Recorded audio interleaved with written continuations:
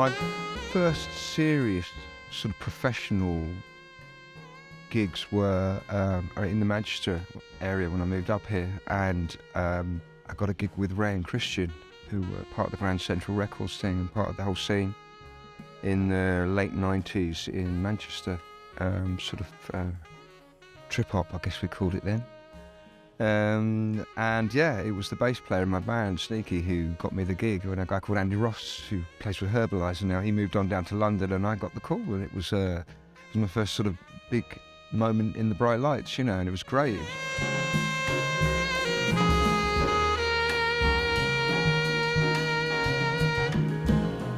But I was also playing all sorts and working in a studio. I worked in Moulin Rouge Studios in Manchester for 10 years.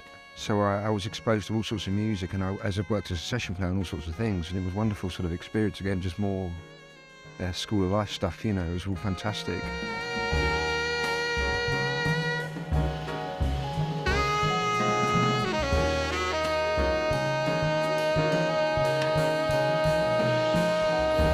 And I started out playing with people like Matthew, of course, and Gondwana, and we were all starting to organise at that age ourselves into sort of what we liked.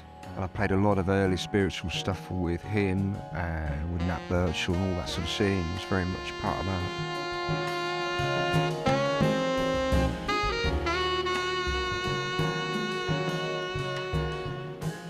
The combinations of things that are infinite when you write music, I've kind of learned the bits that I wanted to use, and I'd learned how to put them together to make something that was genuine and creative.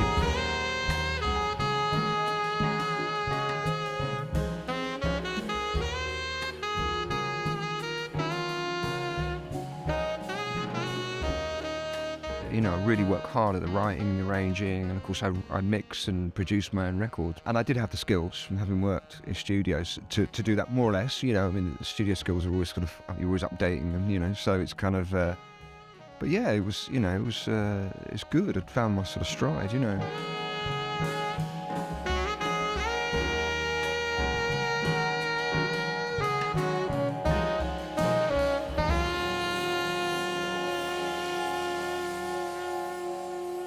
As a musician, there's the obvious sort of influences of kind of saxophone players like Harold Vick or Harold Land, lots of Harolds.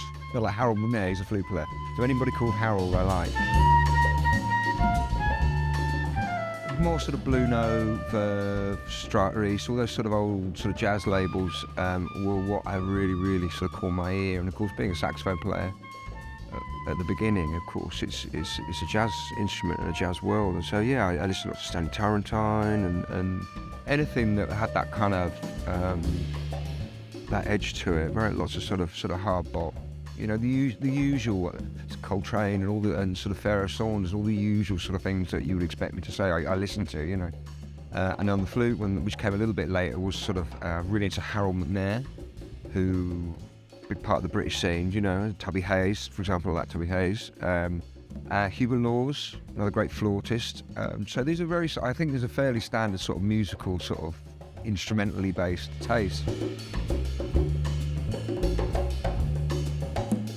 So it was really organic. We were both in the same city, both liked the same music. And we ended up playing together as kindred spirits, and of course the friendship started immediately, like you do as a musician. When you find people that like what you like, you sit around, you talk about music, and you're friends instantly, you know.